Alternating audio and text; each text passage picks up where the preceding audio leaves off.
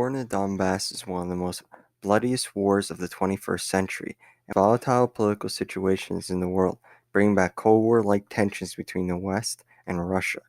But what is it, where is it, and how did it all start? Well, for that, we need to go back to when Ukraine was still in the USSR. Ukrainians were treated like second-class citizens, and throughout the country's history, it has been subject to mass killings and genocide from Russia. In the 30s, Joseph Stalin orchestrated a mass famine that killed millions, and then had ethnic Russians move in to try to subvert Ukrainian national unity. The country was split in two, with a heavily Russian East and Ukrainian West.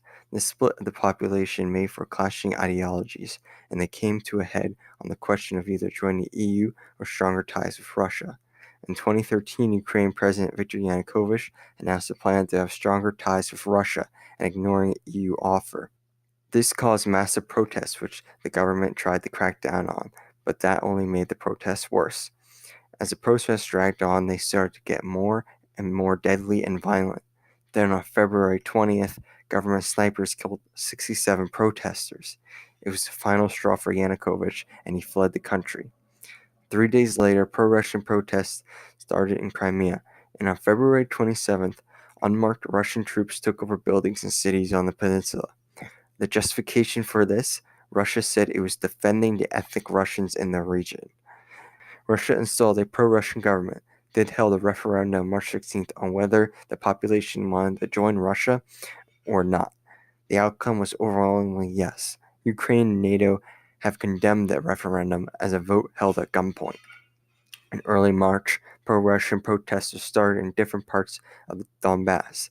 Then on April 12th, unmarked separatist militants seized the Donetsk City Office of Ministry and Internal Affairs and took control of the city and proclaimed the Donetsk People's Republic.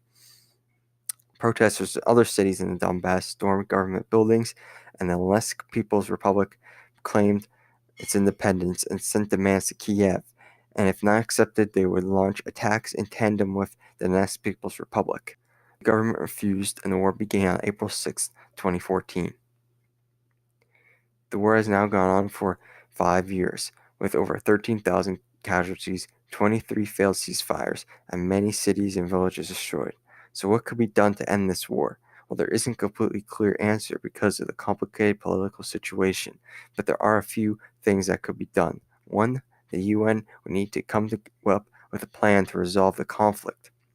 This would be a tricky situation because of Russia's deep involvement in the conflict. 2, peacekeepers would have to be deployed to enforce the ceasefire. There needs to be peacekeepers because of how many ceasefires have failed. Third is what you can do. Stay informed about the conflict and bring awareness to it. Talk about the issue to the people around you and also donate to relief foundations to help refugees in the area. This video is for you to learn about an important development in the world, and you can go to this link if you want to learn more about the topic. Thank you for listening.